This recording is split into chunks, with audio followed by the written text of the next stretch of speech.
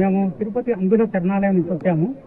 మా యొక్క సమస్యలు ఏమంటే, మా అసిస్టెంట్ డైరెక్టర్ గారు వినోద్ కుమార్ గారు, ఆయన వచ్చిన కాడి నుంచి ఇప్పటి వరకు కూడా తమ కుటుంబ హస్తాలలో మేము చిక్కుకొని చాలా మమ్మల్ని ఇబ్బందులకు గురి చేస్తూ, అయోమయానికి గురి చేస్తూ, ఎందుకంటే మాకు ఫుడ్ పరంగానే ఆయన కూడా నాశరకంగా ఫుడ్ పెట్టడం ఒకటి.